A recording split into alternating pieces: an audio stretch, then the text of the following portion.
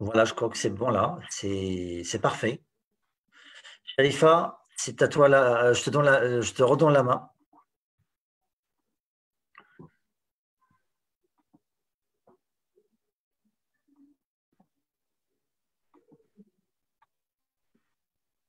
Allô, Sharifa. Oui, allô, désolé. Donc c'est bon, j'ai la main. Oui. Donc c'est bon, le live il est là. Et on démarre. Donc bonsoir à tout le monde. Merci pour votre assistance. Merci pour votre présence ici sur Zoom et aussi sur le suivi, le live de Facebook. Merci à Cédric Drif, notre président du club des dirigeants, qui nous permet de voir encore de belles choses, de belles interventions, des webinaires excellents dans le cadre du club des dirigeants. Merci Rossi aussi pour votre présence et votre appui pour réussir ces webinaires. Et un grand merci à notre intervenant, c'est Zohair Oussama, dans sa 3e session pour apprendre l'art de prendre des décisions par les chefs d'entreprise. Donc, je vais pas trop tarder. Juste, je vous dis, écoutez Monsieur Zohair avec vos oreilles et aussi avec votre cœur. Il nous fait un grand apprentissage et aussi des jeux. C'est ce que j'ai appris la dernière fois. Mais ces jeux sont intéressants, sont faciles. Donc, vous n'avez qu'à suivre et jouer sérieusement avec Zohair Oussama. À vous la parole. Merci beaucoup à tout le monde. Monsieur Kautar, Madame Sharifa, pardon, Monsieur Driss. Donc voilà, donc ça c'est le 3e rendez-vous que j'ai avec vous, donc avec les dirigeants, les chefs d'entreprise du club de dirigeants. Donc la première session, c'était une session sur la prise de conscience, notamment sur les mécanismes de prise de décision.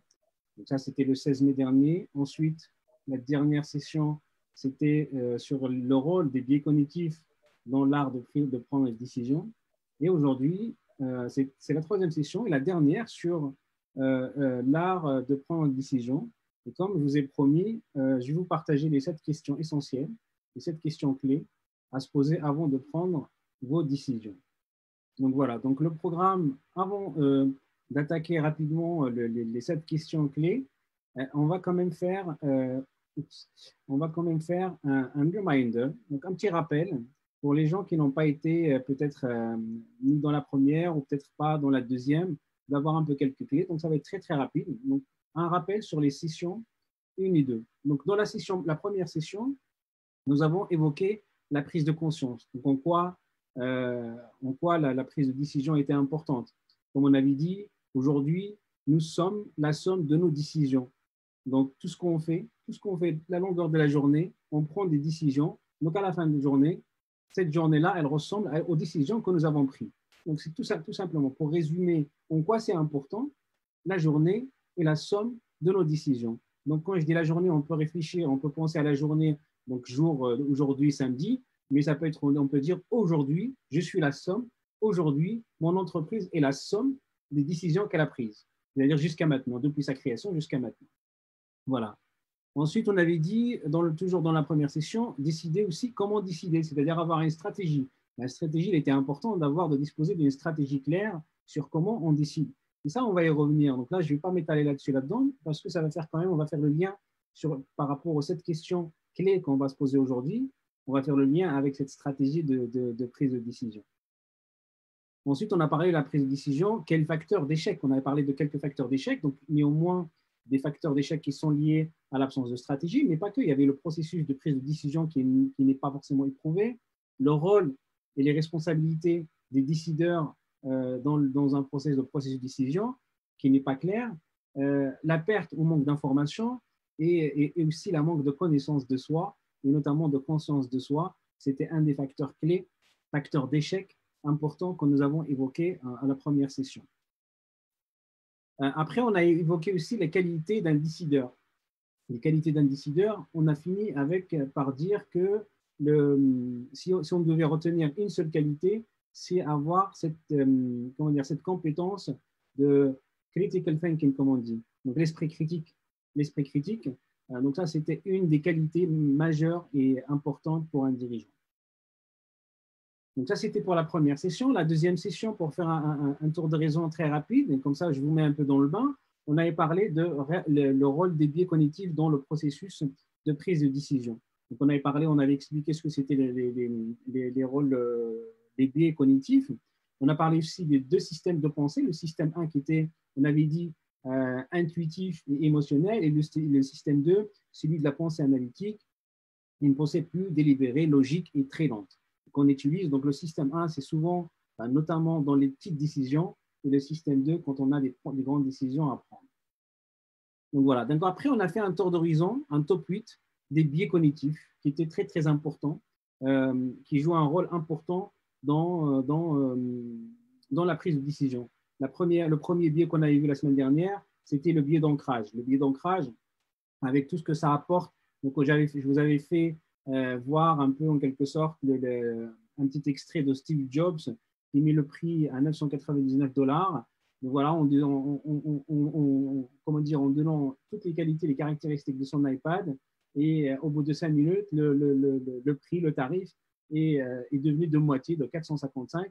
Donc, il y avait un ancrage. Et ensuite, les gens, ils ont trouvé tous de 455 au 499. C'était finalement pas cher. Tout le monde l'a applaudi. Donc, ça, c'était un des premiers biais qu'on avait évoqué la dernière fois. Après, on avait parlé le deuxième, le biais des coûts irrécupérables. C'est-à-dire, on investit dans un projet, on prend une décision, on investit dans un projet. Et tellement on a investi par le passé, même s'il nous reste, par exemple, on avait pris un exemple de 10 millions d'euros, de dollars, ce que vous voulez, on a investi 9 millions de dollars, et même si on sait que le produit, il va à l'échec, il est voué à l'échec, à cause de ce biais de coût irrécupérable, qu'est-ce qu'on va faire? On préfère rajouter ce 1 million de dollars qui manque pour continuer à investir dans son projet qui finalement ne sera pas forcément rentable. Donc ça, c'est un biais qui fait qu'on arrive à se tromper, nos décideurs. Après, il y avait le biais de disponibilité, c'est-à-dire on va prendre les informations qui sont disponibles au lieu d'aller chercher les informations qui nous manquent. Ensuite, on a parlé de biais de confirmation. On a tendance, les décideurs, on a tendance à chercher les informations qui confirment déjà nos croyances, nos valeurs, qui confirment aussi notre stratégie, qui confirment nos idées, nos opinions, etc.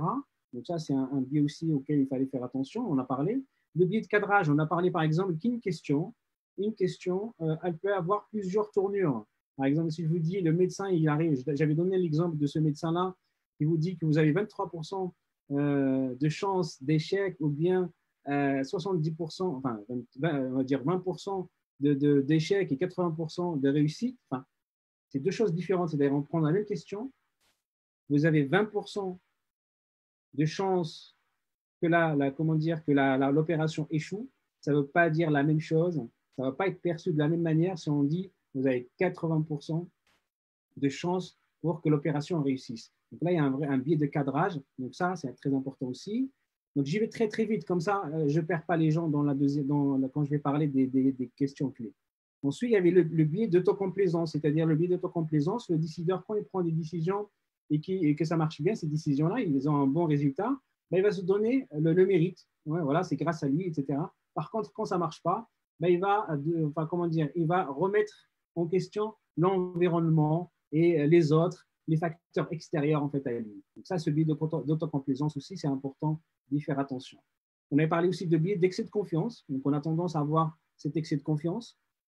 Et donc c'est important aussi de mettre un peu son ego de côté. Après, on avait parlé de quelques parades, etc. Mais ce n'est pas l'objet on ne va pas rappeler tous les parades sur les différents biais cognitifs.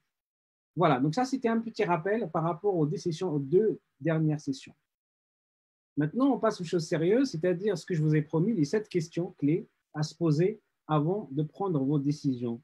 Donc voilà, donc on est en tête tout ce qu'on vient de dire, c'est-à-dire cette prise de conscience, on est en tête les biais cognitifs auxquels le décideur, le chef d'entreprise peut faire face, ben, il y a des questions clés qu'il faudrait se poser à chaque étape d'un processus de prendre de décision. La toute première fois, notamment, on avait parlé d'un processus très rapidement, le processus qui rappelait un peu les 8 étapes de prendre les décisions. La première étant d'identifier les décisions à prendre. Donc, quand on a une décision à prendre, donc d'abord, on commence par quoi? On se pose la question, que risque-t-on à ne rien faire? Et c'est très, très important. C'est-à-dire, déjà, avant de se poser même cette question, on va se dire, est-ce qu'il s'agit d'un problème à résoudre ou bien d'une opportunité à saisir? Il s'agit toujours d'une décision, mais vous voyez, d'un côté, on souhaite résoudre un problème, et de l'autre côté, on souhaite saisir une opportunité. Donc, la question numéro 1, il s'agit de se poser cette question, qu'est-ce qu'on risque à ne rien faire? C'est-à-dire, si on ne fait rien, qu'est-ce qu'on risque? Est-ce qu'on a un problème? Est-ce qu'on va perdre des clients? Est-ce qu'on va saisir une opportunité de développement? Est-ce qu'il ne va rien se passer? C'est comme si on n'avait pas réfléchi, on réfléchit, on dit, si je ne prends pas de décision, ben, si je réfléchis, j'essaye de voir tous les scénarios, ben, je vais dire finalement, si je ne fais rien, si je suis statu quo, il ne se passe rien. Il ne se passera rien, je n'ai pas de risque, je n'ai pas de problème, et je n'ai pas d'opportunité, et même l'opportunité que je vois, elle ne va pas forcément m'apporter énormément de choses. Et dans ce cas-là, quand je pose cette question, ben, du coup, la question, est-ce que vraiment ça vaut le coup de prendre cette décision-là? Donc ça, si je réponds à la question numéro 1, que risque-t-on à ne rien faire? Si c'est on risque rien, ben là, il n'y a pas de décision à prendre. Par contre, si on dit ben, il y a un risque à prendre, soit on va perdre une part de marché, soit on va résoudre un problème, on va gagner en part de marché, on va gagner de nouveau, comment dire, on va faire des fusions-acquisitions, on va se développer, on va avoir plus de franchises, etc., etc., etc. Dans ce cas-là, le risque à ne rien faire, il y a un réel risque. Donc, soit on passe à côté de quelque chose, soit on rate quelque chose, soit on aura un problème. Dans ce cas-là, c'est une question qui nous invite à aller plus loin. Donc, ça, c'est la première question qu'il faudrait se poser une fois qu'on identifie la décision à prendre. Ensuite, la deuxième décision, et ça, dans le processus de prise de décision, on a la première décision, identifier la décision à prendre. Le deuxième process, dans le process, le deuxième point, c'est l'analyse. Cette analyse, exploration et prise de hauteur. On en a parlé, la question qu'il faudrait se poser, notamment pour faire face à ce qu'on avait appelé tout à l'heure, enfin, la semaine dernière, et ce que j'ai rappelé en introduction, tout ce biais auquel on peut faire face, c'est-à-dire le biais de disponibilité. Là, la question qu'il faudrait absolument se poser, au lieu de se dire quelles sont les informations que j'ai à ma disposition, parce que du coup, on peut se retrouver à se dire bah, j'ai déjà toutes les informations, parce que ça confirme ça confirme mes opinions, mes valeurs, ma stratégie, etc. Et on ne va pas se poser la question, on ne va pas remettre en question les éléments que nous avons à disposition. Donc, la question qu'il faudrait se poser, quelles sont les informations manquantes? Qu'est-ce qui nous manque comme information? Et ça, c'est très important et c'est différent. C'est comme un peu tout à l'heure quand on parlait de cadrage. Donc, c'est très important de se poser cette question et pas quelles sont les informations que j'ai, parce que ça va être très facile, on le saura. Mais qu'est-ce qui manque par rapport à la décision que j'ai envie de prendre? Quelles sont ces informations qui nous manquent pour aller plus loin?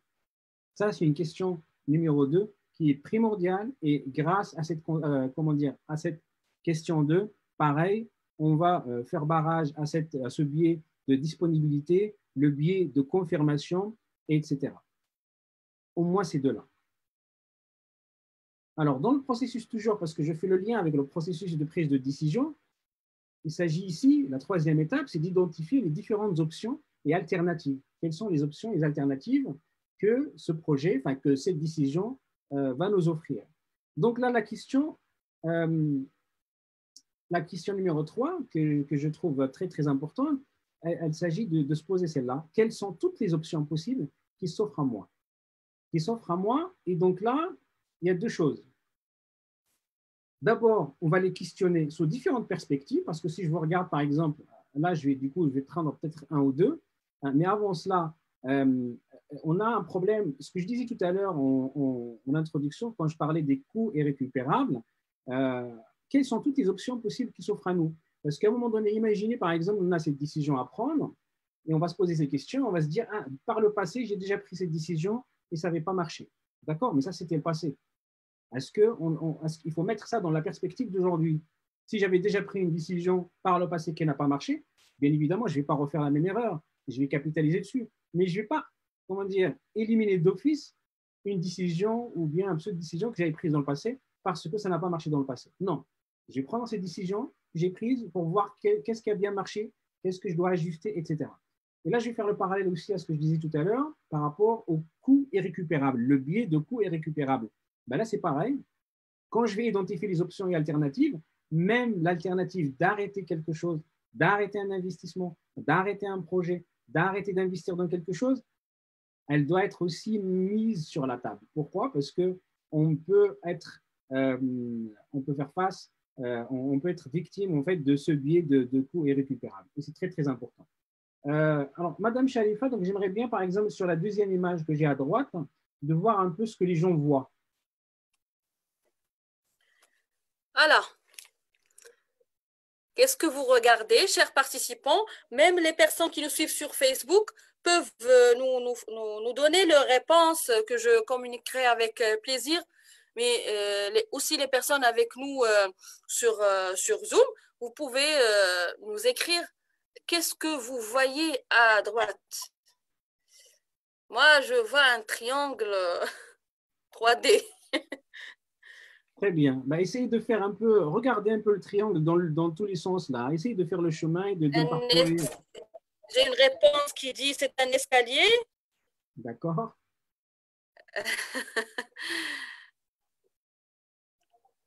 Et quoi d'autre? Qu'est-ce que vous voyez dans l'image à droite en bas?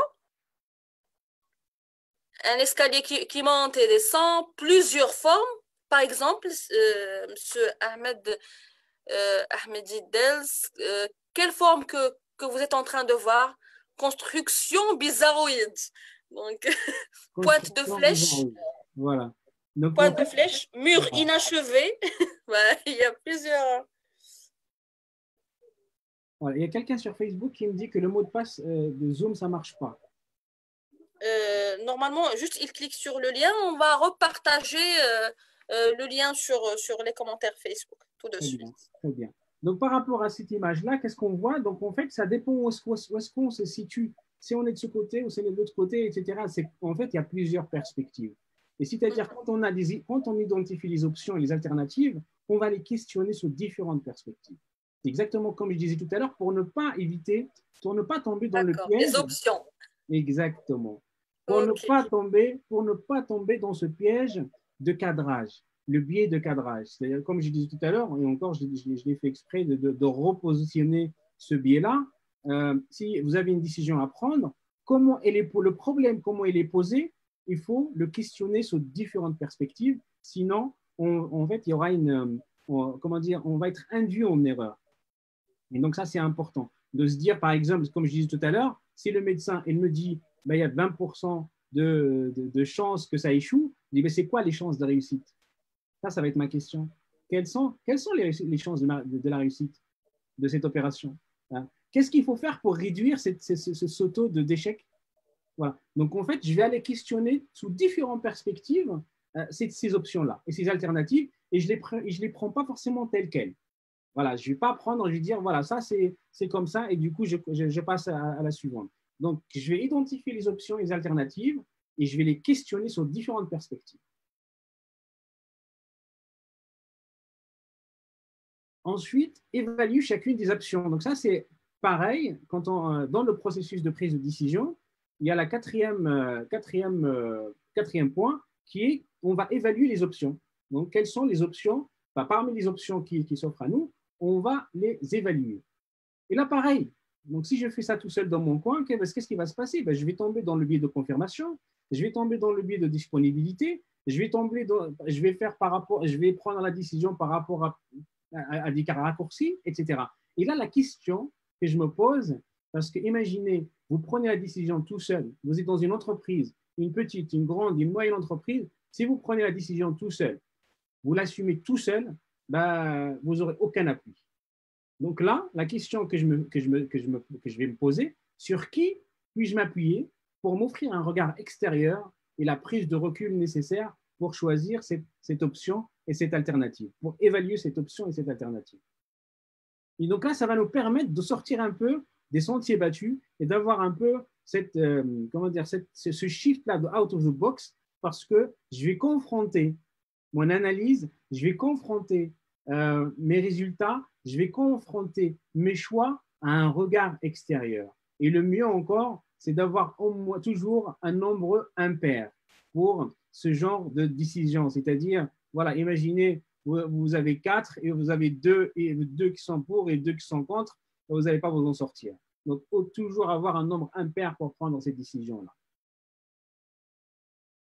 Et encore une fois, donc quand je dis sur qui puis-je m'appuyer aujourd'hui, moi qui, je sais de quoi je parle aujourd'hui en tant que coach de dirigeants et de managers, il y a des dirigeants qui sont virés parce qu'ils ne prennent pas de décision, ou bien parce que leurs décisions, elles sont mal, elles sont mauvaises, elles sont à côté de la plaque, comme on dit. Et là, s'appuyer sur un regard extérieur, souvent, en fait, les dirigeants, ils vivent dans un cadre qui est assez solitaire. Donc, ils souffrent énormément de la solitude, notamment dans le sens où ils ne peuvent pas se confier facilement à leur entourage, se confier facilement à leurs collaborateurs, et des fois, même quand ils font partie, par exemple, d'un club de dirigeants où ils sont concurrents, ben, ils ne peuvent pas non plus aller, divulguer certaines informations confidentielles de l'entreprise, etc. Et là, du coup, c'est là où tout le choix de qui nous accompagne pendant cette étape-là. Et là, le choix d'un coach qui est garant de cette extériorité et qui est garant de cette confidentialité, qui est garant aussi de cette déontologie qui le lie avec son client qui est ce dirigeant-là et qui connaît un peu les différents biais de ce dirigeant, qui connaît aussi, la notion de pouvoir qui joue dans la vie de tous les jours du dirigeant, ou bien, toutes ces notions-là vont lui offrir un espace qui est, on peut dire en anglais, un peu safe, un espace safe, sécure, pour pouvoir prendre en toute liberté une bonne décision en connaissance de cause et en ayant, fait le choix, fait le pas d'explorer les différentes options possibles.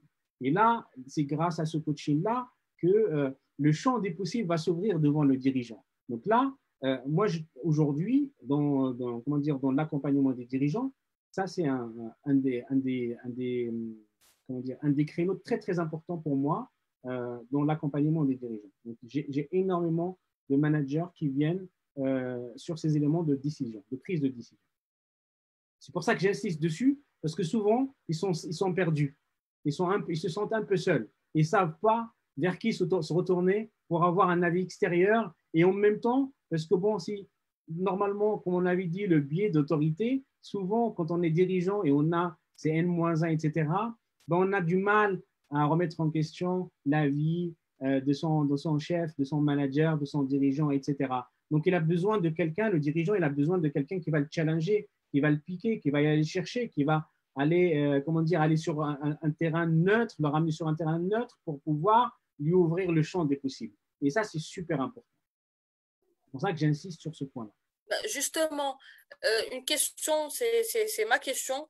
Bien Donc, vous recommandez que une entreprise, elle ait un coach d'affaires qui l'accompagne dans toutes ses décisions. Ça veut dire un coach attaché, un cabinet attaché qui suit tous les dossiers et qui a un historique des décisions déjà prises et à chaque fois, il intervient quand il y a de nouvelles décisions.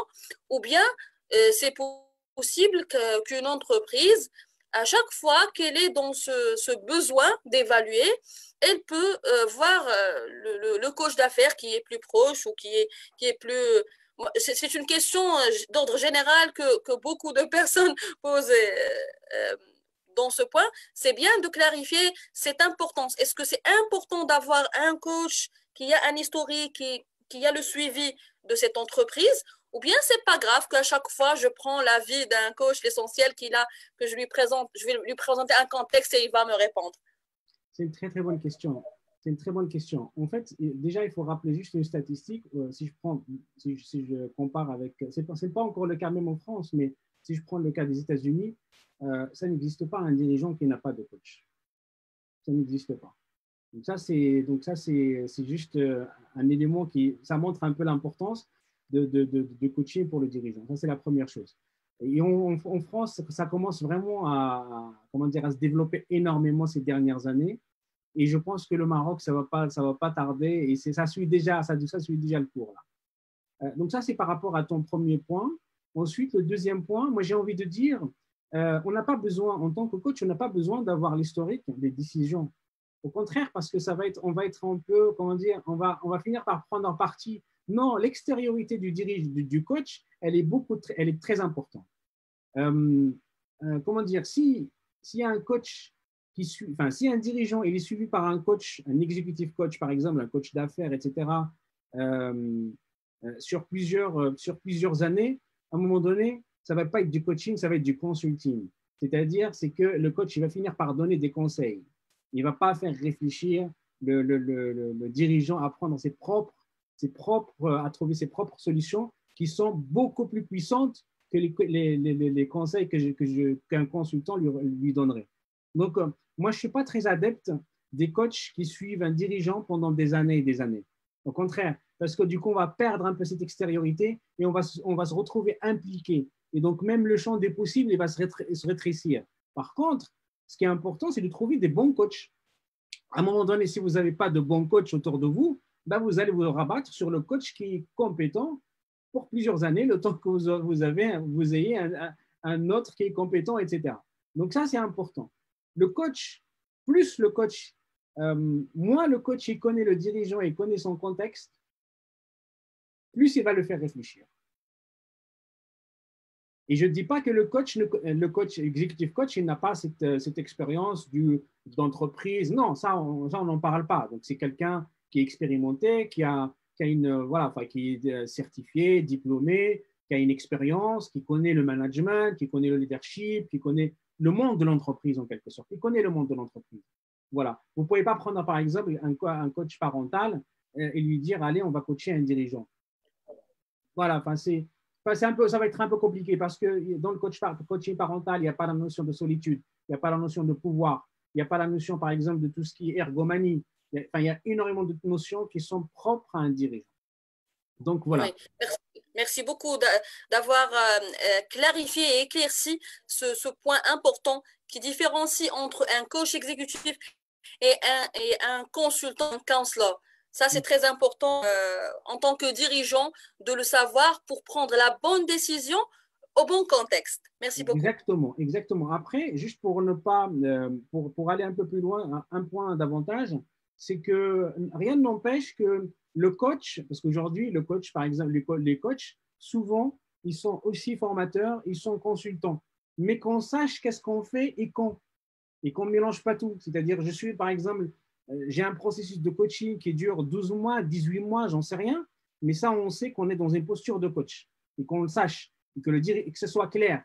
Et quand je suis consultant, pareil, il faut que ce soit clair. Là, je suis en train de mettre la casquette de consultant. D'accord? Là, je vois que vous avez, par exemple, des éléments, j'ai envie de vous donner un feedback par rapport à, par exemple, imaginez, j'accompagne quelqu'un sur la prise de parole en public. Donc là, ça va être du coaching. Et à un moment donné, je vais observer. Je vais le faire réfléchir sur sa posture, sur la communication non verbale, etc., etc., etc. Et si je vois que ça persiste et qu'il y a des éléments qui sont faciles, que je peux lui donner en tant que feedback, moi, c'est le dernier recours. Par exemple, moi, je peux aller jusqu'à le filmer sur la prise de parole en public et qui se voit. Et après, on va lui dire, bon, qu'est-ce qu'il faudrait corriger? Et là, on va trouver la remarque. On va trouver le feedback que j'avais en tête. Il va la trouver tout seul. Mais imaginons qu'on est pris par le temps, etc. Ben là, je vais dire, là, je vais vous donner un feedback. Donc là, c'est vraiment un conseil, un feedback que je vous donne. Donc, c'est différent. Donc, il faut le préciser. Après, ce n'est pas interdit de donner des conseils, mais ce n'est pas ça qui doit primer. Voilà, enfin, je n'ai pas envie de donner, je n'ai pas de statistiques mathématiques scientifiques, j'ai envie de dire, par rapport à ça, mais c'est minimum, enfin, voilà, 5% mais de conseils. Le reste, c'est faire réfléchir et le questionnement puissant qui va révéler le potentiel et le potentiel des dirigeants. J'espère avoir répondu à ta question. Quand je viens de jouer le rôle de coach, je suis devant un rôle de coach et quand je prends un rôle de cadre. Alors, excuse-moi, ça a coupé un peu. Surtout, quand je suis devant un rôle de... Et quand... Alors, je ne sais pas si vous dire... Je sais pas si vous dire... En fait, ça a coupé, le son, ça coupe. Pas grave. Que dit à la... Non, j'entends rien. Donc, ce qu'on peut faire, c'est que si tu peux juste la noter ou la poster sur Facebook, ou bien on se la rappelle tout à l'heure, on se la pose. Donc, je continue. Oups. Ensuite, donc, hop. Voilà. Donc, la cinquième, c'est à un moment donné, donc on va choisir l'option à prendre, cette alternative, cette fameuse alternative. Donc, maintenant que j'ai étudié la plupart des possibilités qui sont à ma disposition, la question que je me pose, donc la cinquième, quelle option pour maximiser les gains et les résultats et ou bien minimiser les risques? D'accord? Pourquoi je dis et où? Il y a des dirigeants qui ont une aversion au risque. Ils sont plus là à prendre des décisions pour minimiser les risques. Et il y a des profils où ils cherchent constamment à maximiser les résultats. Donc, c'est deux postures différentes. Et donc là, la question qu'il faudrait se poser à ce stade-là, quand on doit choisir une option, une alternative parmi plein d'autres, ben on va se poser la question, parmi ces options que j'ai choisies, que j'ai shortlistées, quelle est celle qui va me permettre de maximiser les gains de résultats si je suis dans ce profil qui veut maximiser le résultat, ou bien quelle est cette option qui va me permettre de minimiser les risques. D'accord? Voilà.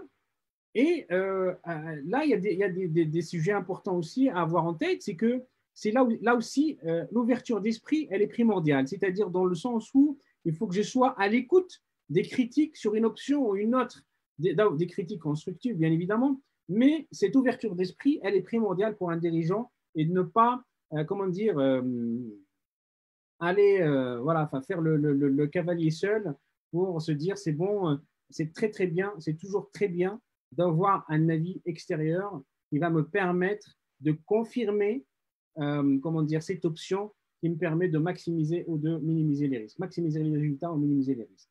Donc ça, c'était la cinquième question. Je ne sais pas s'il y a des questions à ce stade.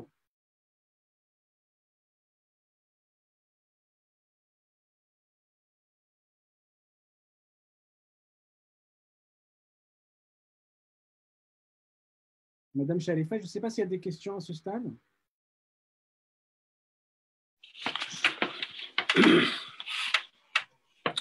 Madame Chalifa, est-ce que ça marche? Est-ce que ça marche pour vous? Bonjour. Oui, je crois maintenant ça marche. Est-ce que vous m'écoutez bien? Parce que tout à l'heure, Oui, maintenant c'est bon. ma voix n'était pas claire. D'accord. Donc, en fait, il y avait une question, je ne sais pas si vous avez vu par rapport au point extérieur, par rapport au point avant, il demande à l'entreprise et là, j'entends pas du tout.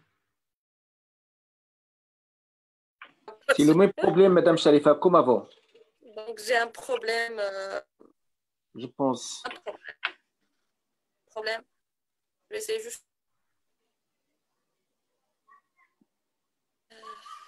Est-ce Alors, que Monsieur Redawi qui dit open mind vis-à-vis de qui? Open mind vis-à-vis d'un avis extérieur. C'est par exemple, dans le choix des options, il s'appuie aussi sur des gens qui sont proches, son comité de direction, c'est N-1, c'est responsable, ses collaborateurs. Il faut qu'ils soient dans une ouverture d'esprit pour accepter un autre regard, pour accepter d'autres options, pour accepter un feedback constructif par rapport à l'option qu'il aurait choisie. Je crois avoir répondu à votre question, oui. Monsieur Adi. Et là, si vous m'écoutez bien, il y a… Je vous entends là, oui. Oui, j'ai changé de connexion. Est-ce qu'on peut choisir plusieurs options? Donc, du moins, on a parlé d'options et les perspectives avec lesquelles les voir. Est-ce qu'on peut à la fin choisir plusieurs? C'est une très, très bonne question. C'est une très, très bonne question.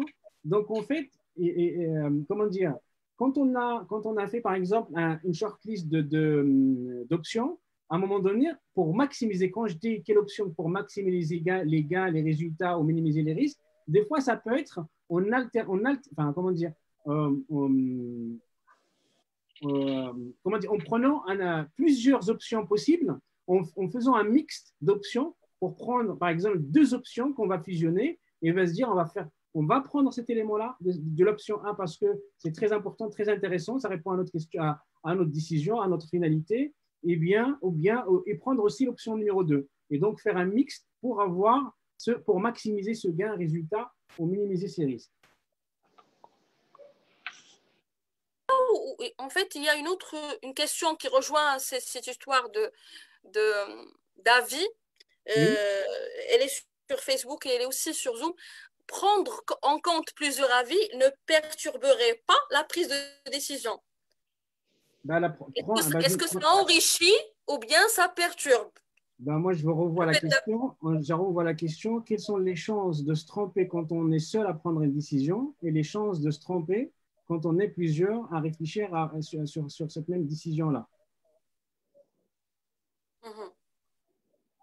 Je pense que cette question, elle répond à la question. Quand on est seul, on a plus de chances quand même de se tromper. Parce que quand on est plusieurs, il y aura toujours le seul plus les autres. Donc, il y aura une intelligence collective qui va quand même aller dans le sens de maximiser le potentiel de cette option-là. Après, je ne dis pas que toutes les décisions, il faut que ce soit dans un consensus, dans une co-construction. Non, il y a des décisions, par exemple, le PDG va les prendre seul, il va y aller parce que il n'y a pas de temps pour aller dans le consensus, aller dans le partage, dans la co-construction. Il n'y a pas le temps pour ça. Donc, quand par exemple, c'est très risqué ou bien, par exemple, c'est très urgent, etc., on n'a pas le temps d'aller chercher les avis, les opinions, etc., de tous les managers, de tous les N-1, etc.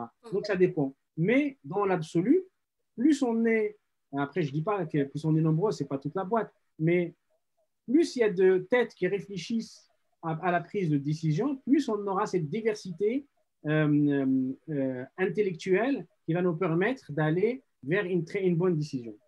Oui. Il y a une question, pas une question, M. Adil Idawi sur Facebook, il nous dit, sachant qu'on n'a pas intérêt à demander l'autre avis d'un N+1 à N-1 quand on est PDG. Qu'en pensez-vous? Alors ça, c'est c'est intéressant. Alors, j'aimerais bien l'avoir, je ne sais pas moi s'il est sur Zoom aussi, pour avoir son Monsieur avis. Adil. Parce que je ne vois pas en quoi, sachant qu'on n'a pas, pourquoi on n'a pas intérêt, j'aimerais bien poser cette question, en quoi on n'a pas intérêt de poser la question à N-1. Oui. Monsieur Adil, si vous n'êtes pas avec nous sur Zoom et vous êtes uniquement sur Facebook, nous vous invitons à nous écrire plus sur votre point de vue. Pourquoi, pour vous, on n'a pas intérêt à prendre l'avis d'un N+1, un -1, pardon. On ne va pas utiliser pourquoi, on va dire en quoi c'est important de ne pas demander l'autre avis. En quoi c'est pas important. En quoi c'est important de ne pas prendre l'autre avis. Pour éviter de dire pourquoi. Voilà. Voilà. en quoi c'est important de ne pas prendre avis de M-1 quand on est PDG. Donc, si vous êtes à l'écoute, nous vous invitons à donner votre réponse, votre point de vue qu'on va transmettre et échanger ici dans la session. Très bien. Donc, je continue. Oui. Maintenant qu'il y a des réactions, sauf s'il y a d'autres questions. Oui, il y a sur Zoom d'autres questions. Est-ce qu'on peut lier les options retenues aux paramètres temps, environnement, c'est-à-dire l'approche systémique? Bien sûr, enfin, tout ça, on ne prend pas une option, comment dire, une idée de tous les paramètres. Quand on prend une option, une alternative, c'est en connaissance de cause et en connaissance des paramètres qui sont liés à cette prise de décision. Quand on disait tout à l'heure, analyser et réfléchir à l'ensemble des alternatives possibles et analyser aussi l'ensemble de la question, c'était aussi d'aller chercher tous ces paramètres qui peuvent influer dans cette prise de décision. Donc, bien sûr, il faut prendre ça dans un cadre systémique. Aujourd'hui, il n'y a pas une décision qui est prise, enfin, je ne sais pas, enfin, très peu de décisions qui sont prises et leur impact, il est limité à une équipe ou à un individu. C'est vraiment souvent systémique, quoi. Donc, c'est très important de considérer tous ces paramètres, bien évidemment. Oui, d'accord. Et il y a M. Mourad Ben Ahmed qui pose la question, quelle est la place des outils Pareto 5M dans le choix des options? Alors je ne connais pas cet outil, déjà. Il est avec nous sur Zoom. On peut lui laisser la parole, peut-être. Donc, M. Mourad Ben Ahmed, si vous souhaitez prendre la parole pour nous expliquer plus sur votre question. Il va surtout nous apprendre cet outil. Oui. Donc, je cherche. Donc, Monsieur Mourad Ben Ahmed, si vous souhaitez prendre la parole, si vous êtes toujours avec nous après votre question.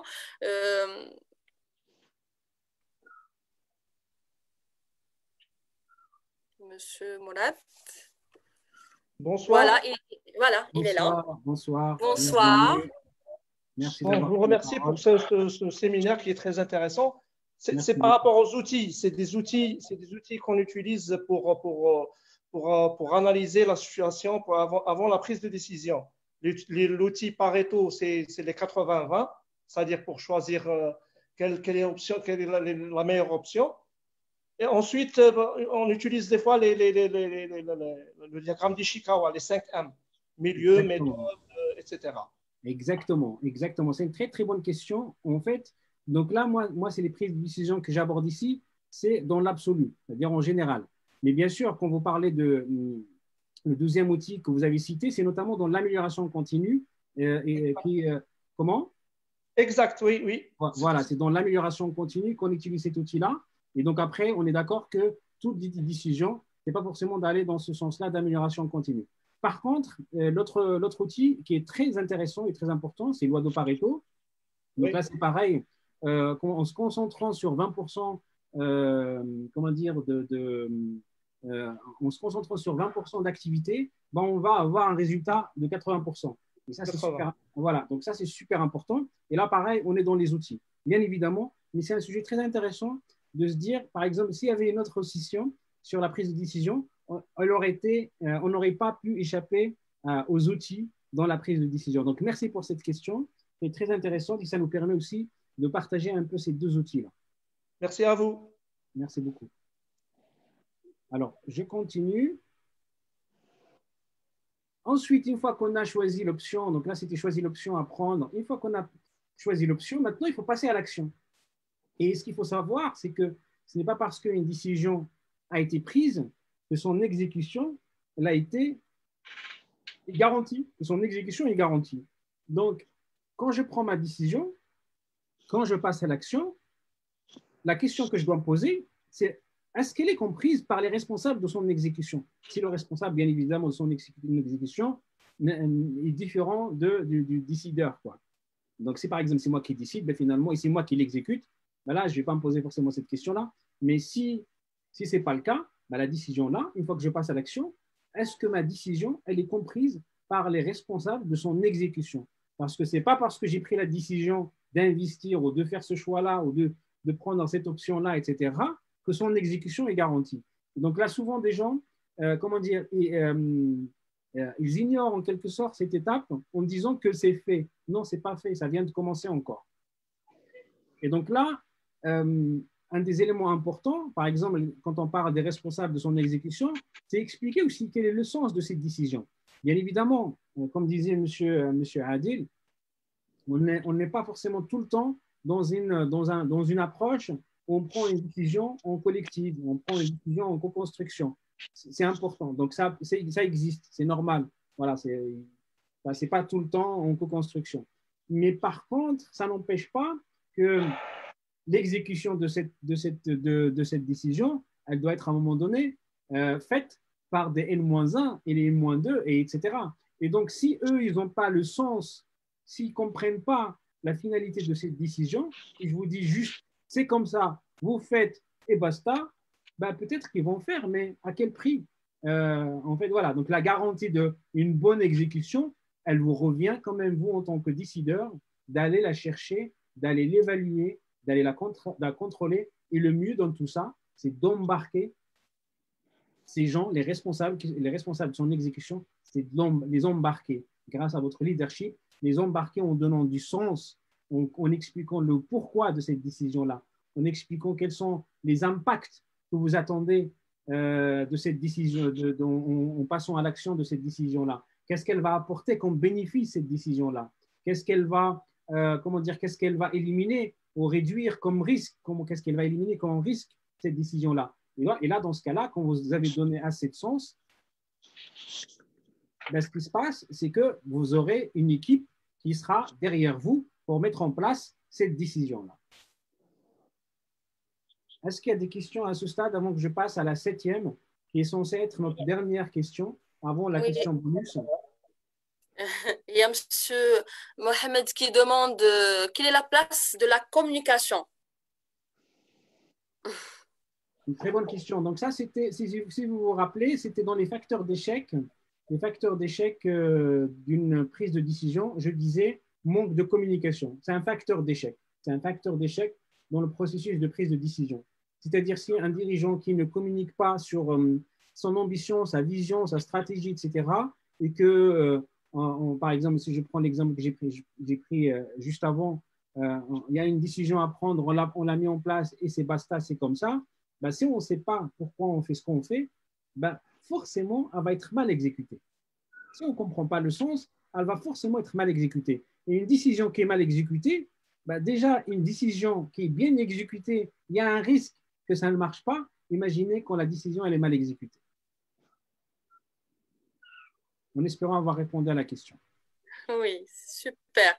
Là, nous avons avec nous Monsieur Ridawi qui a dit rebonjour.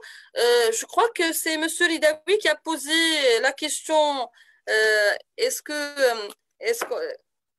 il a dit on n'a pas intérêt à demander à N-1 quand on est PDG, l'avis du N-1.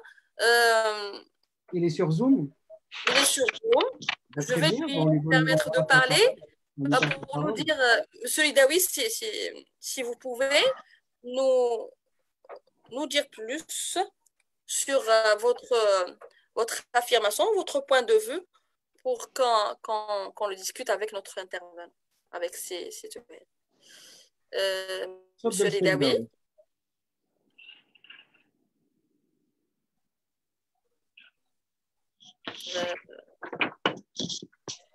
Vous êtes là, vous pouvez juste activer votre micro. Alors, bonsoir, oui, Monsieur Ridawi. Oui, rebonsoir. Rebonsoir. Excusez-moi, j'ai dû m'absenter.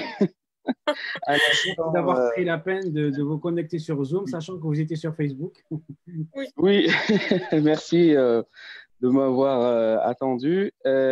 En fait, j'apporte un éclaircissement par rapport à ma réflexion de tout à l'heure.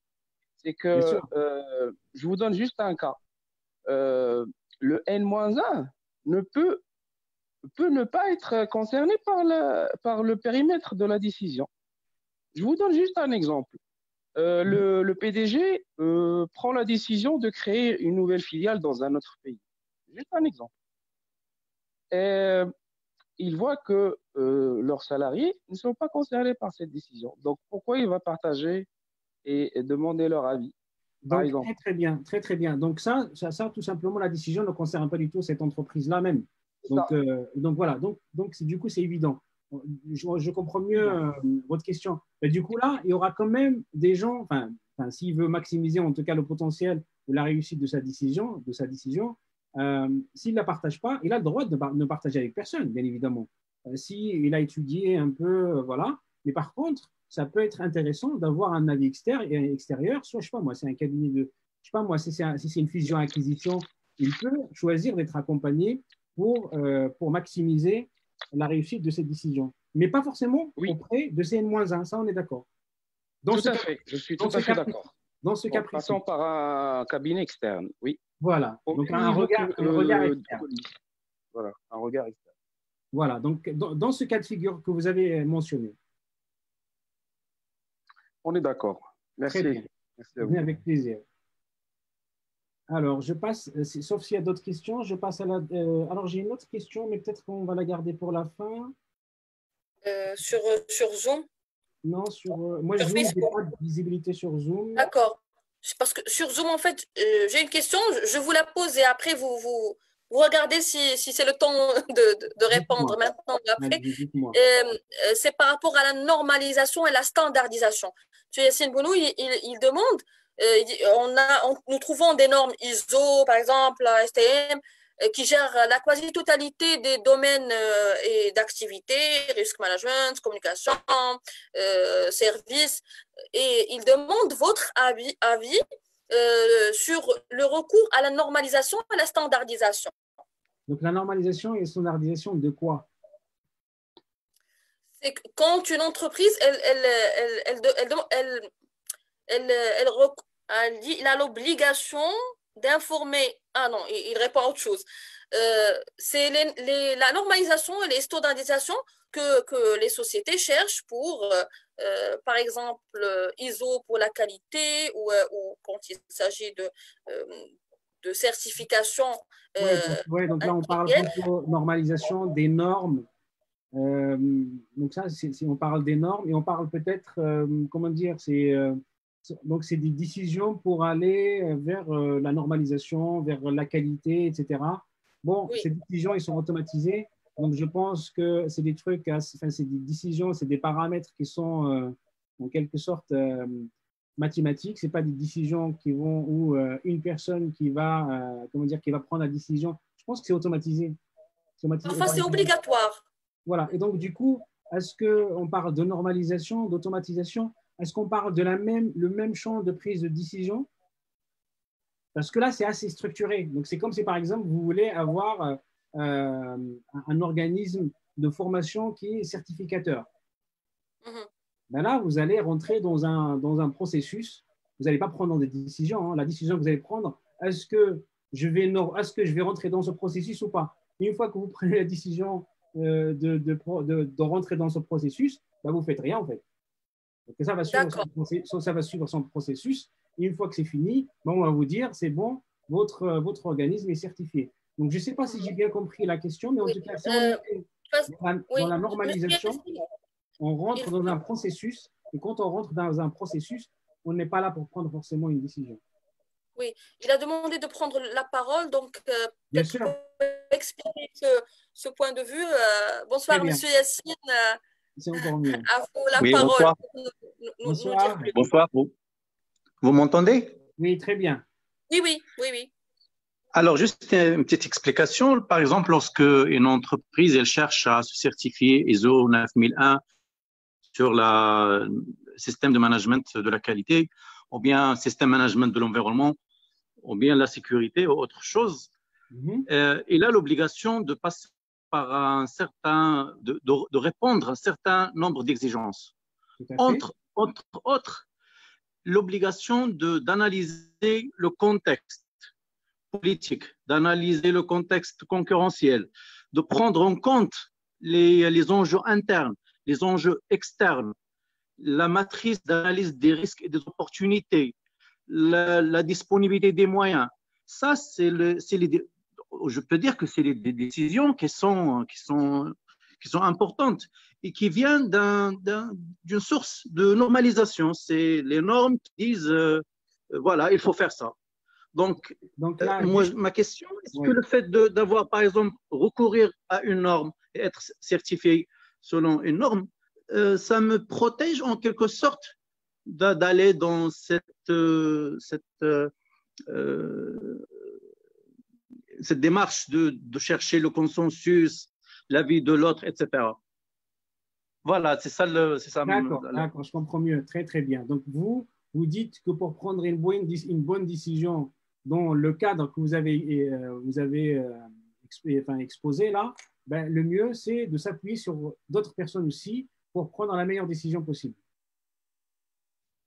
C'est ça? Non, non, c'est un petit peu se reposer sur des normes telles que la certification sur le domaine de gestion de la qualité ou bien sur l'environnement. Quelle est la décision dans ce cas de figure, par exemple? Quelle est la décision à prendre?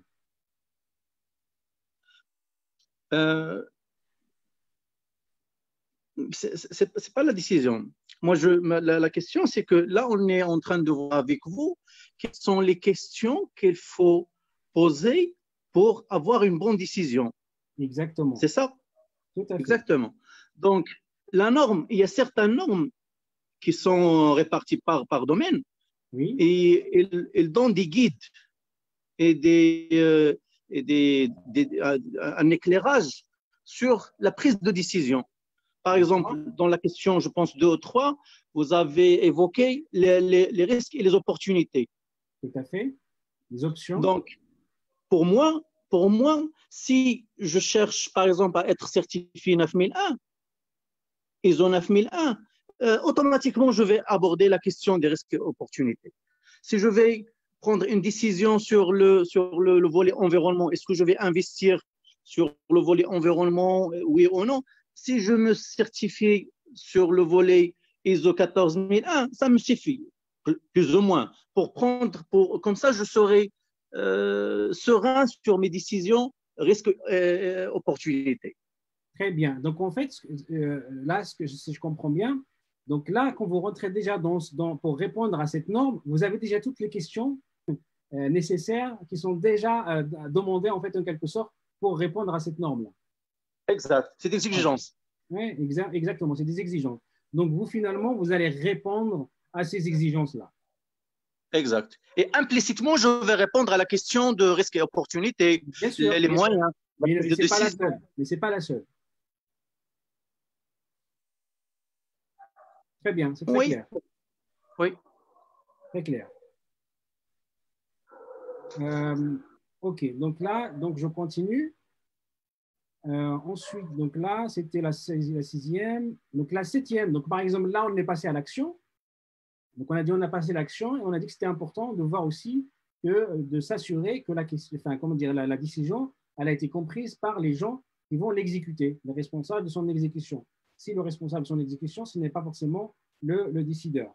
Et donc là, quand on a cette adhésion des gens qui vont exécuter, des équipes, etc., il y a plus de chances pour que cette décision prise porte ses fruits. Parce que, imaginons ce que je disais tout à l'heure, déjà une décision dans l'absolu, elle peut ne pas être bonne, même si on a pris la décision, elle peut ne pas être bonne. Mais si en plus, son exécution, elle n'était pas optimale, là, ça augmente encore les chances pour que le résultat de la décision soit vraiment mauvaise.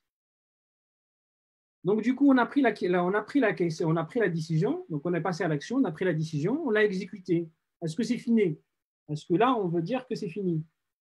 Donc, la question numéro 7, c'est est-ce qu'il y a un moyen, y a-t-il un moyen, c'est ce que je me pose, y a-t-il un moyen d'ajuster, de corriger et d'améliorer ma décision? Ou pas que ma décision, même son exécution. Par exemple, imaginez par exemple, j'ai décidé de l'exécuter, les responsables de l'exécution, ils ont décidé de l'exécuter de certaines manières. D'accord? Donc, la décision, elle est toujours la même. Par contre, son exécution, on peut se poser la question, est-ce qu'on peut l'ajuster? Est-ce qu'on peut corriger l'exécution? Est-ce qu'on peut améliorer l'exécution? Donc, ça, c'est la première chose. Mais on peut aussi, ce n'est pas parce qu'on a, on a pris une décision et on se dit non, on voit qu'on va droit dans le mur, on va se dire non, on attend jusqu'à la fin pour voir qu'est-ce que… Ben non, si je peux, dès que je peux ajuster, en fait, je vais évaluer constamment ma décision pour voir comment je peux l'ajuster, comment je peux maximiser le résultat de cette décision-là.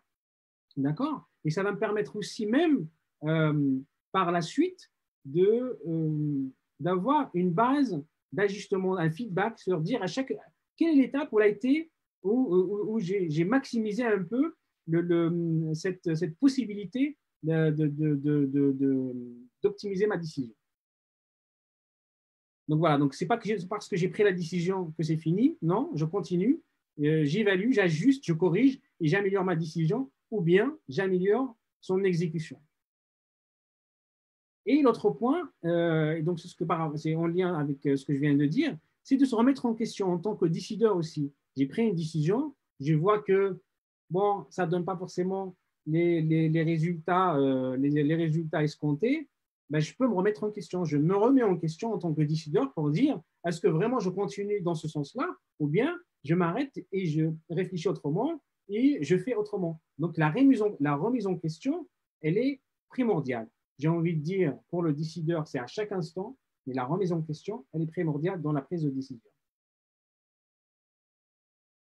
Alors, normalement, donc, je vous avais parlé de 7 questions. Donc, vous voyez bien que je parle de 7 questions, une question par processus, par étape de processus de prise de décision, qui est par exemple, la première étape, c'est identifier la décision. Ensuite, c'est évaluer. Ensuite, c'est choisir les alternatives. Ensuite, après, c'est évaluer, donner un poids pour chaque alternative, etc., etc. Et donc, j'ai pris, moi, chaque étape de processus et je vous ai proposé une question primordiale qui est importante de mon point de vue à se poser par étape. Et là, je sors de ce cadre d'étapes par rapport au processus pour vous proposer 3 autres questions qui n'ont rien à voir avec le processus. Donc, peut-être avant d'aller sur le bonus, de prendre s'il y a des questions, des remarques. Oui, il y a monsieur Ab Picsou sur Facebook qui demande qu'est-ce qui peut nous empêcher de revenir sur les décisions prises. Quels sont les freins? Ça veut dire, vous avez parlé d'ajustement sur la décision, même sur son exécution. Maintenant, qu'est-ce qui peut nous empêcher à revenir sur nos décisions? Alors, oui, donc c'est une très bonne question. Qu'est-ce qui peut nous empêcher de revenir sur les décisions prises? Souvent, ça peut arriver aussi, c'est par exemple, on a par ego, on ne veut pas montrer qu'on s'est trompé. Donc, on va continuer à insister sur la décision qui a été prise juste pour ne pas montrer qu'on s'est trompé, alors que ce qu'on oublie, c'est qu'une prise de décision, ça ne veut pas dire une décision bonne à 100%. Ça n'existe pas. Une prise de décision, c'est une prise de risque. D'accord? C'est une prise de risque. Quelqu'un qui prend une décision, c'est quelqu'un de courageux. C'est une des qualités aussi d'un dirigeant. Avoir le courage de prendre la décision. Et quand il prend le courage de prendre la décision, ça ne veut pas dire que la décision, elle sera 100% bonne. Donc ça, quand on a ça en tête, un bon dirigeant, il va se dire, on a pris une décision, c'était la meilleure à l'instant T, avec les paramètres qu'on avait, mais aujourd'hui, à ce stade, 2 mois après, elle n'est plus bonne. Donc, comme j'avais le courage de prendre cette décision, j'ai le courage de dire aujourd'hui, ce n'est plus bonne. Et ça ne veut pas dire que je m'étais trompé, parce qu'à l'instant T, c'était la meilleure option possible. Mais bon, ça va tellement vite, si je ne me remets pas en question, je peux mettre les clés sous la porte, parce que j'insiste sur le fait de ne pas, voilà, ce biais d'autocomplaisance, etc., ce qu'on disait tout à l'heure. Les freins. Ouais. Oui, les freins. Donc voilà, ce qu'il dit aussi M. Adel Edaoui, on risque de se faire du mal si on continue par ego. Voilà, donc après, qu'est-ce qu'on cherche? C'est pour ça que j'ai parlé pas mal de prise de conscience et la connaissance de soi comme première session. La première session, avant de se dire, je vais prendre une décision, est-ce que j'en suis capable? D'abord, est-ce que je me connais? Quelles sont enfin, je prends connaissance de comment j'accueille mes émotions, de comment ils me traversent, de comment je réagis face à avec ces émotions, de comment, quelle est la conscience que j'ai de moi-même, quels sont mes points faibles, quels sont mes points forts, etc. Donc, vous voyez, j'aurais pu commencer la maîtrise l'art de prendre une décision par le processus et de vous dire, il faut poser cette question, ceci, cela, cela. Non, j'ai commencé par la prise de conscience un peu de ces éléments-là parce que c'est juste primordial. Une fois qu'on se connaît, ben, si je sais que j'ai un ego qui peut m'empêcher de prendre une bonne décision, ben, le fait de le savoir et de prendre connaissance, peut-être que je vais m'appuyer sur des gens qui ont un ego aussi, enfin, qui vont m'accompagner à mettre cet ego-là, à laisser cet ego devant la porte de mon entreprise. Il y a aussi Madame Hasna Tabarani qui demande comment peut-on optimiser la prise de décision lorsqu'on a peu d'informations. Le manque d'informations dont vous avez parlé tout au début, quelles sont les informations manquantes? Très, très bien. Donc, voilà, donc là, c'est une très, très bonne question et votre remarque, elle est très pertinente aussi.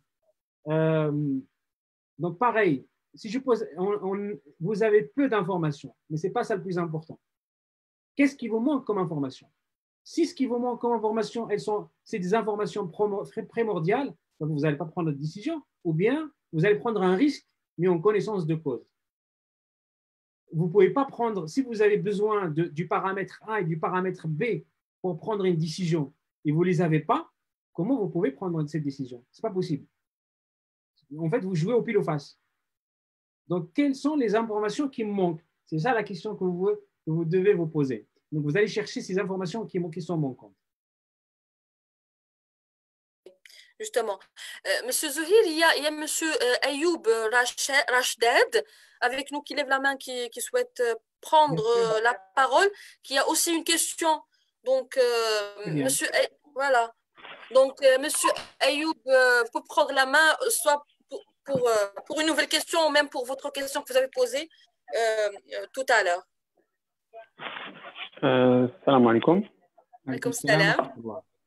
غادي الا سمحتوا لي غادي نتكلم بالعربي الا ما كانش مشكل عندكم طبعا. شكرا.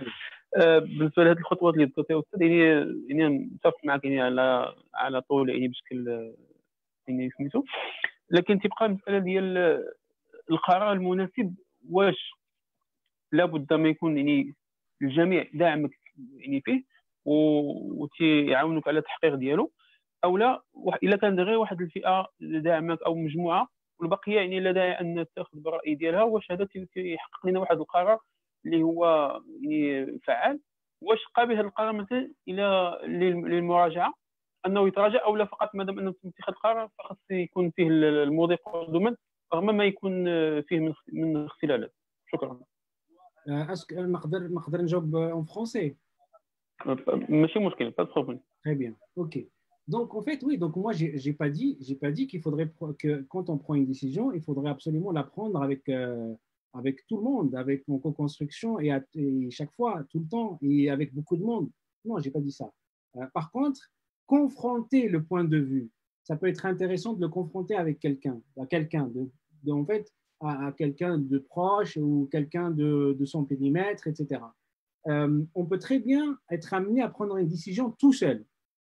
Parce que si ça peut, par exemple, nous freiner, si les gens, l'entourage, l'environnement peut freiner, si on a la conviction que c'est la bonne décision, tu prends la décision et tu avances, bien évidemment. Donc ça, c'est le premier point. Le deuxième point, bien évidemment, si, vous avez pris la décision avec 3, 4 personnes ou 5 personnes, ça vous paraît bien, etc., comme décision, et au fil de l'eau, vous remarquez, vous observez que ce n'est pas la bonne décision, mais le jour où vous avez pris la décision, vous avez des paramètres. Vous avez pris des paramètres en question. Vous avez pris pour vous, d'après vous, la meilleure décision à ce moment-là. Maintenant, ces paramètres, ils ont changé. Donc, qu'est-ce que vous allez faire? Vous allez regarder, vous allez continuer à regarder la décision, la mauvaise décision, continuer à avoir des impacts et des inconvénients sans rien faire.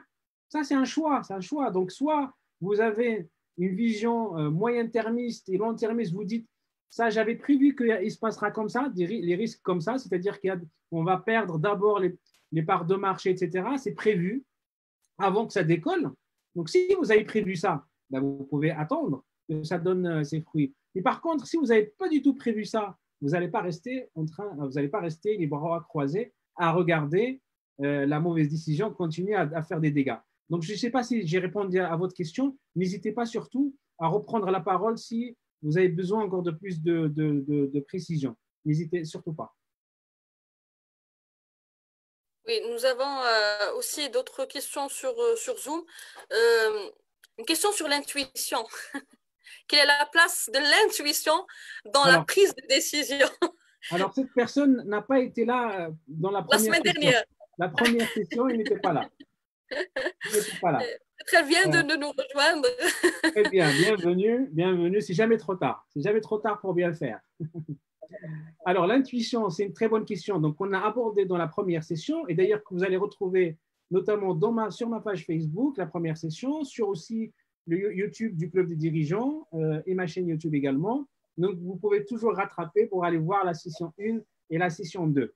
Mais je vais quand même vous répondre sur l'intuition. Quelle est la part de l'intuition? Est-ce que c'est quelqu'un qui est sur Zoom? Oui, c'est Monsieur Labib Riyar. Ça serait génial s'il prend la parole parce que c'est un sujet très intéressant. Oui, donc Monsieur Labib, vous avez la main pour parler. Si vous souhaitez activer votre micro et échanger avec nous directement sur votre point, sur l'intuition. Marhaba.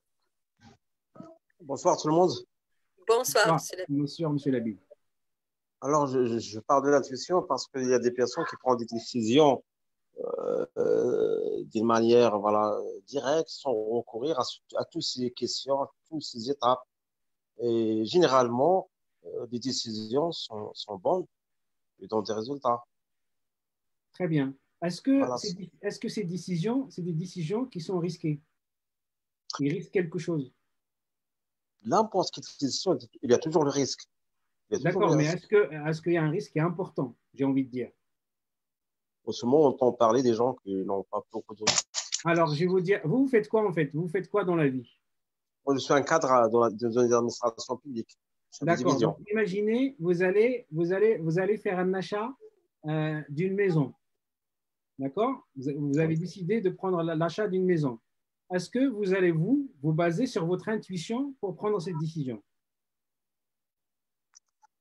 Mais quelquefois, c'est le ressenti. Voilà, comme je suis kinesthésique.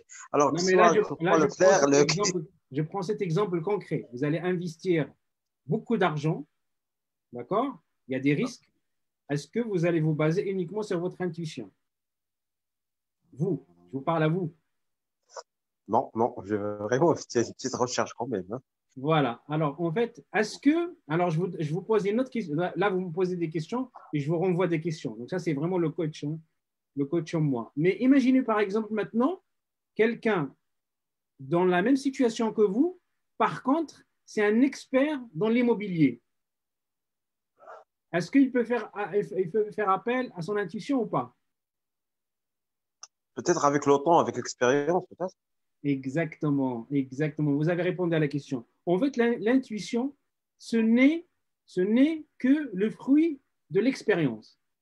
Je vous donne un autre exemple. Quelqu'un, par exemple, DRH, ressources humaines, on va prendre deux personnes. Une personne qui va embaucher 4000 fois une chargée de communication. 4000 fois. Donc, il a embauché 4000 chargés de communication dans sa vie. Vous avez un autre, il a fait 4000 recrutements. Il y a des chargés de communication, mais il n'y a pas que. Par exemple, les chargés de communication, il y en a 10 sur 4000. D'accord? Qui pourrait parler d'intuition aujourd'hui? Pour recruter une chargée de communication qui est capable de parler d'intuition? Je ne sais pas, moi. Bon, en fait, c'est celui qui a plus d'expérience sur le chargé de communication. Parce qu'en fait, à force de recruter des chargés de communication, il a tellement d'expérience qu'aujourd'hui, il va voir des trucs, des feelings, une intuition qui va le pousser vers une telle personne ou telle autre. D'accord? Et là, je donne… Voilà. Et donc, pour les présents encore, je vais vous donner un autre exemple que j'ai donné dans la première session. C'était dans le cas de… C'était un cas aux États-Unis. il y avait des pompiers qui étaient partis pour éteindre un feu. Ils étaient partis éteindre un feu. Et qu'est-ce qui s'est passé? Donc, le chef de la division, il rentre dans la maison, il reste 30 secondes, il sort. 30 secondes, il sort. Après, qu'est-ce qui se passe? La maison, elle s'est écroulée et le feu, il a pris toute la maison. Et là, on lui a posé la question, mais comment vous avez fait qu'est-ce qui est arrivé? Il a dit comme ça, ouais, je pense que c'est le bon Dieu qui m'a donné l'intuition, il m'a parlé, j'ai entendu des trucs, etc. Enfin bref. Après, on lui a posé encore la question en profondeur pour savoir ce qui s'est passé. Il a dit un truc, il a dit en fait, normalement, le feu, il a un son, un doigt de saute. Le feu, un doigt de saute, et là, j'ai rien entendu. Je sentais la chaleur, mais j'ai rien entendu. Donc, je trouvais que c'était louche et je suis parti. Donc, cette personne-là, ce n'est pas l'intuition, c'est l'expérience de 30 ans d'expérience qui lui a fait prendre cette décision-là. Donc, l'intuition, on a une intuition qui est fine, qui est de qualité, qu'on a plus d'expérience dans le domaine où on veut faire rentrer, faire travailler, faire marcher cette intuition-là. Est-ce que je réponds à votre question? Ah, d'accord, merci. Très bien. Merci. Je vous en prie. Dites-moi, Madame Sharifa, si je continue ou s'il y a d'autres questions. Il y a d'autres questions, mais si vous avez encore d'autres choses à présenter, on peut enchaîner par la suite. D'accord, j'en ai pas pour longtemps, donc j'en ai pour peut-être 10-15 minutes. Alors, donc les bonus, c'est quoi? Donc, une fois qu'on a vu tout ce que je vous ai montré, donc la prise de conscience de nos mécanismes de prise de décision, les biais cognitifs, les 7 questions clés à se poser avant de prendre vos décisions, à un moment donné, des fois, il y a 3 questions qu'il faudrait aussi, des questions, des observations qu'il faudrait se partager et connaître. La première, c'est checker les basiques. Revenir aux basiques aussi. Des fois, on fait comme ça pour aller chercher quelque chose. Donc, on va dire, il est où ton oreille, comme on dit.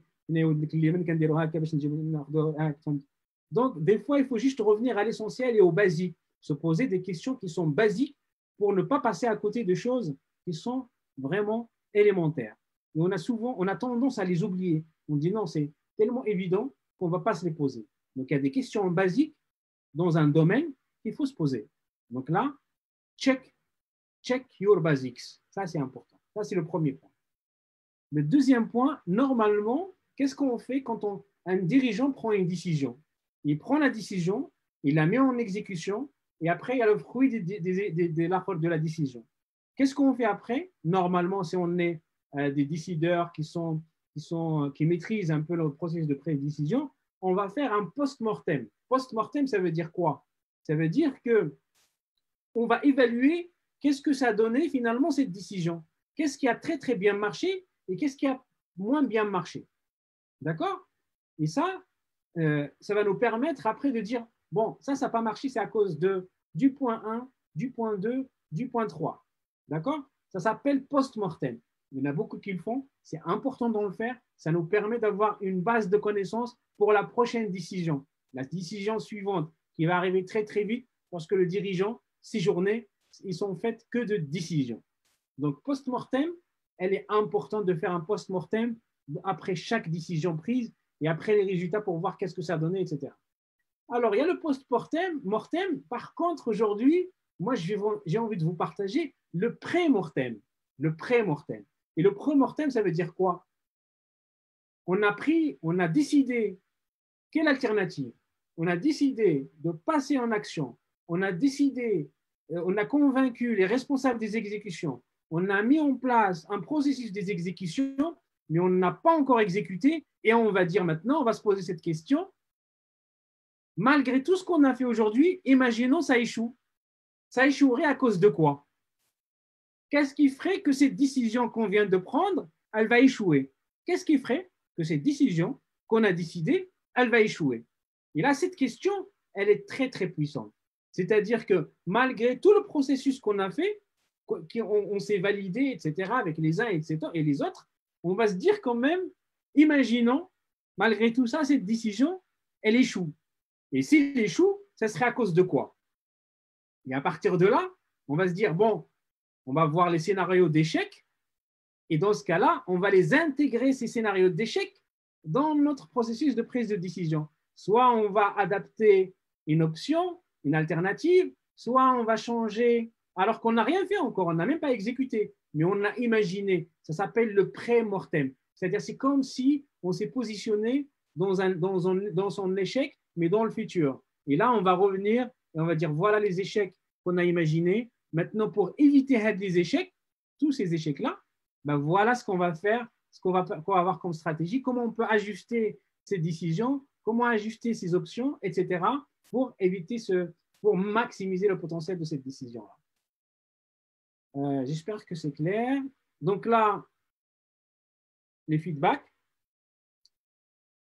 Donc là, c'est ma devise. Moi, j'aime bien avoir des feedbacks sur la session. Qu'est-ce que vous avez aimé? Qu'est-ce que vous n'avez pas aimé? Et les questions-réponses, évidemment. Et là, je vois une question de M. Adel Ridawi qui dit, pourriez-vous animer un webinaire sur la gestion de temps du dirigeant? Alors, c'est une bonne question. Il y a M. Kautar qui est là, et M. Driss. Comment dire, on s'est mis d'accord de faire pendant l'été, tous les samedis d'été, un summer leadership academy, donc que je vais animer sur le leadership. Et donc, quand on parle leadership, on parle forcément de gestion de temps, donc Abshir. Abshir. Voilà, donc Monsieur Lidawi, il suffit de demander. Ouais, c'est exaucé. Il suffit de demander. Les vœux sont exaucés même avant qu'on les demande. Et justement, c'est grâce au club des dirigeants aussi. C'est grâce au club des dirigeants dont on est fier qu'on est membre et ça fait plaisir pour tout ce que nous avons en tant qu'apprentissage. Ben, ce que je vous propose, mes chers amis, il y a des questions encore que je souhaite partager avec M. Zouhir, mais en attendant, sur Facebook et même sur le chat, vous pouvez nous écrire votre feedback, ce que vous avez aimé le plus, ce que vous souhaitez, des demandes peut-être comme c'est Lidawi. Nous allons voir votre feedback et en même temps, M. Zouhir va nous répondre à nos questions. En fait, il y avait une question. On en a parlé, je crois, samedi dernier, M. Zouhir, sur les réseaux sociaux. Les réseaux sociaux, il y a M. Saïd qui demande comment peut-on prendre une décision de n'utiliser les réseaux sociaux qu'1 heure par jour. Et ça, moi, je compléterai la question, c'est surtout par rapport à un dirigeant qui a des choses à faire, qui a des décisions à prendre, qui a besoin justement de gérer son temps et qui a cette habitude qui veut prendre la décision de l'arrêter et de trop consulter les réseaux sociaux. Ben, en fait, on se pose la question, il faut se poser d'abord quelques questions. La question, c'est que en passant 1 heure sur les réseaux sociaux, qu'est-ce que je perds? Qu'est-ce que je ne fais pas pour mon business? Qu'est-ce que je ne fais pas pour améliorer la satisfaction de mes clients? Qu'est-ce que je ne fais pas pour augmenter la proposition de valeur de mon entreprise? Qu'est-ce que je ne fais pas pour améliorer le quotidien de mes salariés? Qu'est-ce que je ne fais pas pour me développer personnellement, développer mon activité? Ben voilà, donc si vous répondez à ces questions-là, après à vous de voir, est-ce que tout ce que vous ne faites pas à cause de cette heure que vous passez sur les réseaux sociaux, est-ce que ça vous convient ou pas? Parce qu'au final, c'est qui va décider? Ben, c'est vous. Donc voilà, donc il suffit de savoir quelle est cette balance-là, et donc après, tout est clair, je crois. Donc, l'art de se poser ou s'auto-poser des questions pour pouvoir prendre de bonnes décisions vis-à-vis nous-mêmes et vis-à-vis notre entreprise. Et il y a M. Driss Boukadous qui demande, il dit que parfois la prise de décision revient au top management ou à l'ensemble des membres du conseil d'administration. Comment faire pour départager ces membres et prendre la bonne décision, surtout si aucune n'est prépondérante? Je crois qu'il parle d'un cas spécifique qu'il a déjà vécu. Ouais, c'est quelqu'un sur Zoom. Si c'est quelqu'un sur Oui, Zoom, oui, ce sont des questions de Zoom. C'est Monsieur Boukdos avec nous. Ce serait bien qu'il prenne la parole, comme ça on entend un peu, on comprend un peu mieux et on pourra lui apporter une réponse plus précise. Oui, il nous suit depuis le premier week-end, donc c'est un élève brillant. Donc, Monsieur Driss, vous pouvez prendre la parole, juste désactiver votre micro et dites-nous plus sur votre question. Merci. Bonjour, c'est Zouhir. Bonjour, Sharifa. Effectivement, comme vous dites, je pars d'un exemple concret. Un conseil d'administration avec un nombre pair de membres et qui se valent tous. Donc, parfois, la décision, elle est à part égale. On a, par exemple, 3 pour et 3 contre. Et c'est difficile de prendre une décision. C'est très bien. Voilà. Très bien, exactement. Mais en fait, là, donc, dans la première session, donc, c'était un des sujets aussi qu'on a abordé en disant, pour prendre une décision, il vaut bien être un nombre impair. Ça aide pour trancher. Mais maintenant, bon, on se retrouve dans ces situations. Ben, comment on fait? Comment on fait pour trancher ces décisions? Ben, il y a plusieurs façons. Il y a plusieurs façons. Je vais vous donner un exemple qu'on a vécu, par exemple, dans le cas du Covid-19. Covid-19, qu'est-ce qui s'est passé? Comment on ignorait complètement ce qui allait venir, tous les problèmes, enfin, on ne pouvait pas anticiper ce genre de décision. Qu'est-ce qui se passe? Qu'est-ce qui s'est passé? Tout le monde, là, le monde entier était d'accord sur un truc. C'est, par exemple, je parle des entreprises. Le monde entier, et même les États d'ailleurs, c'est deux choses. Ils ont pris 2 décisions. La première décision, c'est protéger les gens. La deuxième décision, c'est continuer à faire fonctionner l'économie. Donc, ça veut dire quoi en fait? Ça veut dire qu'on ne sait pas comment faire. Là, ils ont fait appel à des valeurs qui sont importantes pour l'entreprise. Les gens et les clients. L'économie, si on veut dire. Et donc là, j'ai envie de dire, à un moment donné, quelles sont les valeurs de l'entreprise? Votre entreprise, les valeurs d'entreprise de ce comité-là. Ben, à un moment donné, on va voir prendre si les décisions, les deux décisions se valent, et ben on va voir celle qui rentre le plus, qui répond au plus aux valeurs, par exemple, de l'entreprise, celle qui coche plus dans les valeurs d'entreprise.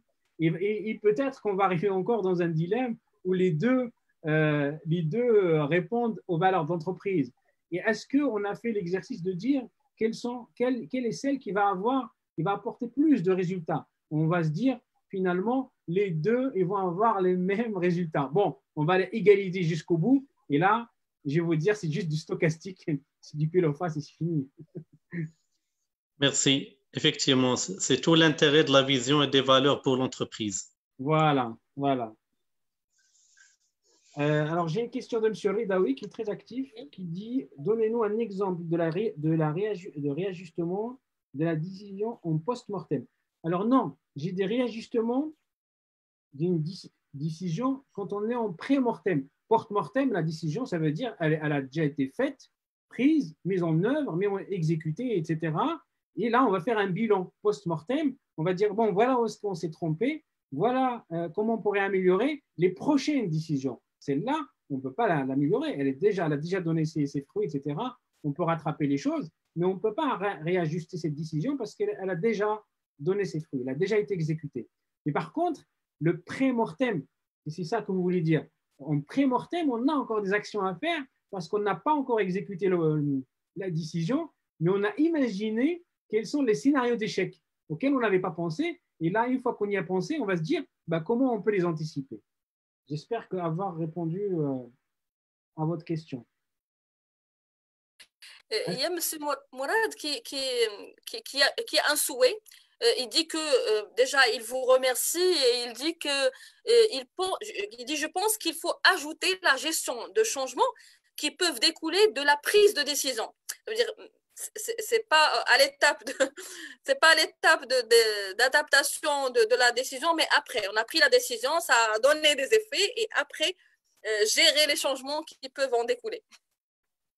Oui, c'est une très bonne question. En fait, que ce soit déjà quand on fait découler une stratégie quelconque sans parler de décision, il y a un accompagnement au changement. D'accord? Donc, ça, c'est important. Et donc, quand on a une prise de décision, une décision qui vient notamment quand elle vient d'en haut, c'est-à-dire qu'elle n'a pas été réfléchie aussi avec les collaborateurs et avec les managers, etc., ben là, ça nécessite aussi un réel accompagnement au changement. Et donc, voilà, un accompagnement au changement à toutes les étapes pour faire accepter, pour faire adhérer, pour donner du sens, pour expliquer. C'est tout ce que j'avais dit à un moment donné dans une des étapes du processus, c'est savoir donner sens et expliquer aux gens en quoi c'est important de prendre cette décision. Quels sont les impacts de cette prise de décision? D'accord? Et c'est ça qui va nous permettre, c'est ça qui va permettre à l'entreprise d'avoir de l'adhésion des gens et d'embarquer le maximum de personnes. Et donc ça, c'est une réelle stratégie d'accompagnement à mettre en place, bien évidemment. Mais après, voilà, on peut aborder ça dans une autre thématique, l'accompagnement au changement, mais c'est clair que l'adhésion pour la bonne réussite d'une prise de décision est primordiale. Donc là, j'ai M. Adil qui rectifie, il parle de pré-mortem. Donc oui, pré-mortem, comment ça se passe? Je vais expliquer en 2 minutes. Pré-mortem, j'ai pris la décision. Donc on a fait toutes les étapes que j'ai dit avant. Je reviens sur tac, tac. On a évalué, on est arrivé jusque-là. On a fait toutes les étapes, les 7 étapes. On arrive sur évaluer, ajuster et corriger. Donc, y a-t-il un moyen d'ajuster, corriger, etc. Et là, on n'a pas encore… Ah non, c'était même avant, pardon. Avant de passer à l'action, donc on a décidé quels responsables il va mettre en exécution cette stratégie. Et là, on va se positionner en pré-mortem. C'est-à-dire, avec tout ce qu'on a fait jusqu'à maintenant, de l'étape 1 jusqu'à l'étape 6, on va se poser la question, malgré tout ça, tout ce qu'on a fait jusqu'à maintenant, imaginons que la décision, le résultat de la décision échoue quand même. Il y aura un échec. Et là, on va se projeter comme si la décision a échoué, alors qu'on n'a même pas exécuté encore la décision. Et là, on va brainstormer ensemble, on va se dire, donc les protagonistes, les acteurs, ils vont réfléchir ensemble, ils vont brainstormer sur quels sont les cas de scénarii d'échec possibles.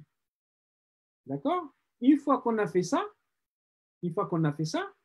ben, on va traiter chaque cas de scénario d'échec, on va le traiter par anticipation.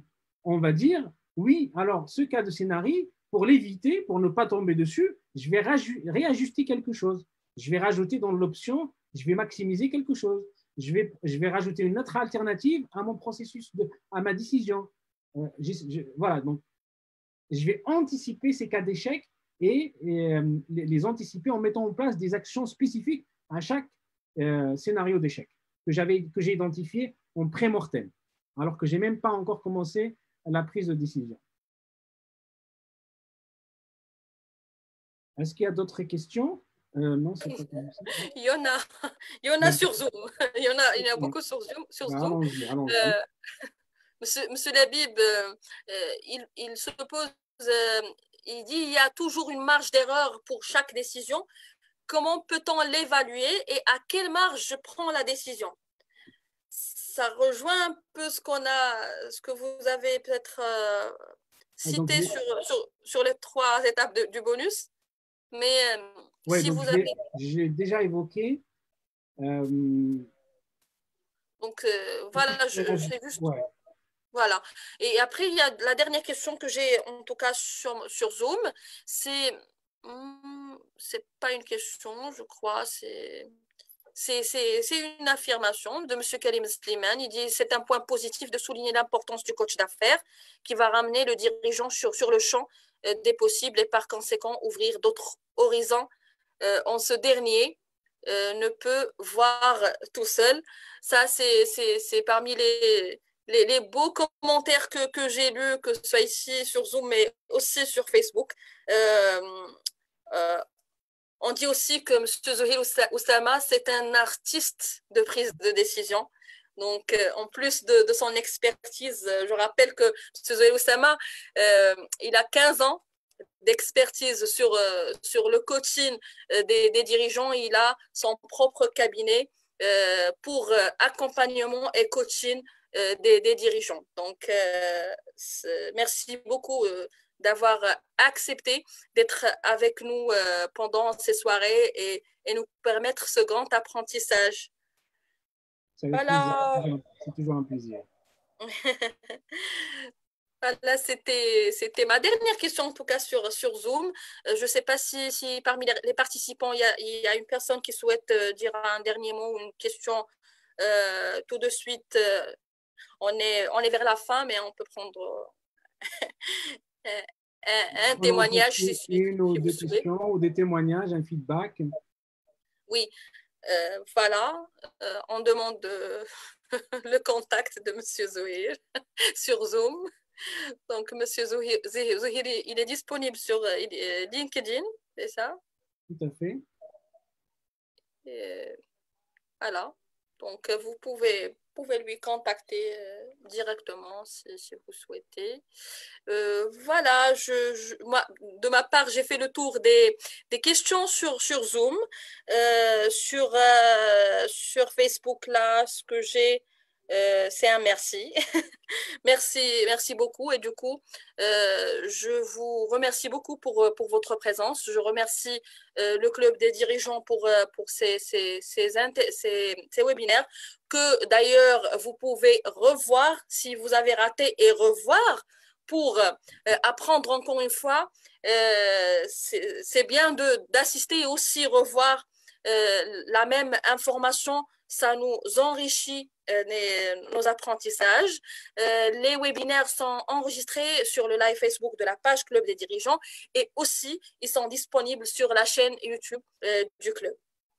Donc voilà, si vous avez un dernier mot, Monsieur Zouhir, pour clôturer notre séance, je vous laisse la parole. Donc, encore merci à tous, aux participants, Monsieur Delis Dreif, Monsieur Kautar, Madame Sharifa, merci encore pour ce deuxième webinaire ensemble. Ben voilà, donc moi je vous donne rendez-vous à très bientôt parce qu'on va se revoir encore, donc toujours un plaisir, toujours un plaisir. Ouais. Ben merci beaucoup. Merci à tout le monde. Et ce soir, c'était le dernier webinaire pour aujourd'hui, mais le Club des dirigeants vous donne toujours rendez-vous lundi à un autre webinaire, plutôt d'autres webinaires avec un S. Et avec M. Zouhir Oussama, aujourd'hui, il nous a annoncé l'avant-goût de sa prochaine intervention. Que prochainement, vous aurez plus d'informations de la part du club. Juste suivez la page pour que vous auriez toutes les notifications et inscrivez-vous sur le site pour que vous receviez toutes les notifications. Merci à tout le monde. Bonne soirée. Merci, au revoir.